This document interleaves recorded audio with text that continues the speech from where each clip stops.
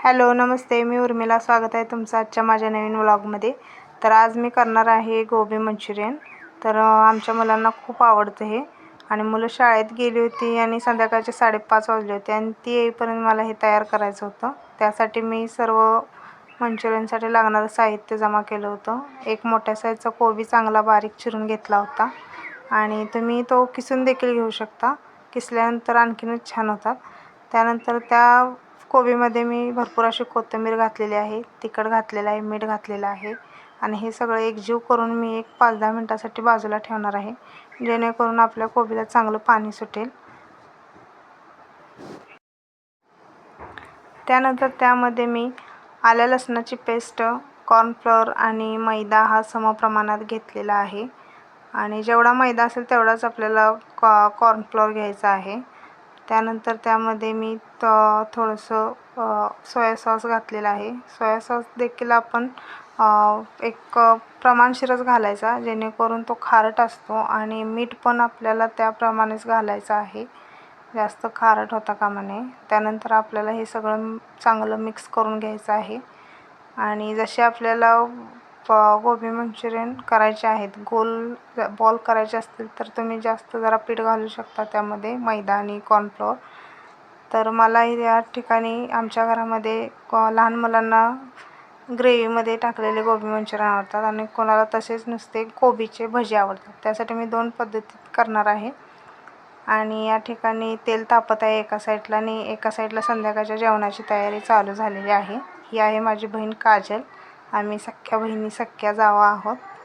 तर या ठिकाणी तिकडे स्वयंपाक चालू आहे संध्याकाळचा आणि या ठिकाणी गोबी मंचुरियन तळण्यासाठी तेल ठेवलेलं आहे आणि तेल आपलं तापलं आहे का नाही बघण्यासाठी मी थोडंसं पीठ टाकून बघितलं, तर तेल चांगलं तापलेलं आहे. तर त्यामध्ये मी थोडे थोडे करून गोबी मंचुरियन तळून घेते. मुलांना असं बाहेरचं देण्यापेक्षा घरामध्ये केलेलं हे केव्हाही चांगलं आणि आमच्या घरामध्ये आठवड्यातून एकदा दोनदा असं करत असतो. गोबी मंचुरियन असेल, चायनीज असेल, चिकन 65 असेल, हे मुलांना करून देतो, जेणेकरून मुलं पण खुश होतात आणि सगळ्यांनाच खायला मिळतं आणि घरात केल्यामुळं ते एकदम आपल्या आरोग्यासाठी देखील चांगलं असतं घरचं खाणं हे. आणि त्यानंतर हे चांगले गोल्डन कलरवरती मी हे तळून घेणार आहे. गोबी मंचुरियन चांगले तळून घेतल्यानंतर या ठिकाणी तुम्ही पाहू शकता चांगले ब्राऊन कलर आलेला आहे आणि हे मी एका प्लेटमध्ये काढून घेणार आहे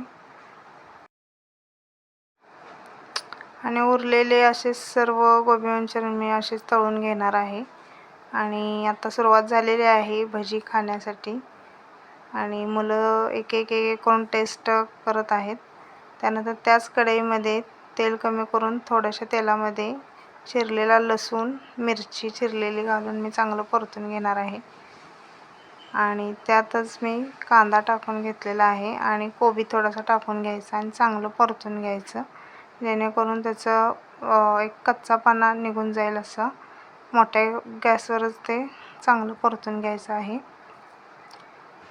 त्यानंतर त्यामध्ये सोया सॉस आणि टोमॅटो सॉस आणि शेजवान चटणी घालायची आहे आणि ती देखील चांगली त्याचा कच्चापणा जाईपर्यंत चांगले परतून घ्यायचं आहे. त्यानंतर एका वाटीमध्ये 2 चमचे कॉर्नफ्लॉवर पाण्यामध्ये मिक्स करून यामध्ये घालायचं आहे, जेणेकरून आपली ग्रेव्ही अशी दाटसर होते आणि ती देखील मी या ठिकाणी घालून घेतलेली आहे.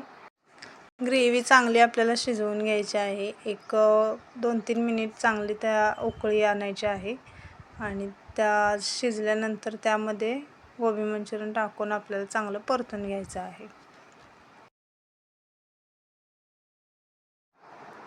गोबी मंचुरियन अगदी बाजारात जसे गाड्यावरती मिळतात तसे अगदी छान होतात आणि मुलांना देखील आवडतात आणि मुलं आता शाळेतून नुकतीच आलेली आहेत आणि त्यांनी मंचुरियन म्हटल्यानंतर एकदम खुश झाली. त्यांना फ्रेश होऊन यायला सांगितलेलं आहे. तर हे मंचुरियन मी संपूर्ण सगळे टाकून घेतलेले आहेत आणि चांगले परतून घेतलेले आहेत. तर अशा पद्धतीने आपले गोबी मंचुरियन रेडी झालेले आहेत आणि ते आता सगळ्यांना मी एका प्लेटमध्ये सर्व करणार आहे आणि वरून कोबी वगैरे टाकून त्यांना सर्व करून घेणार आहे। तर सगळी मुलं एकदम एक्साइट आहेत गोबी मंचुरियन खाण्यासाठी।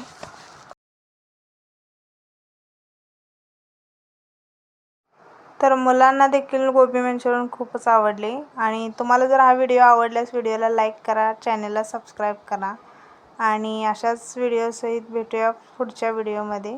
तोपर्यंत बाय बाय।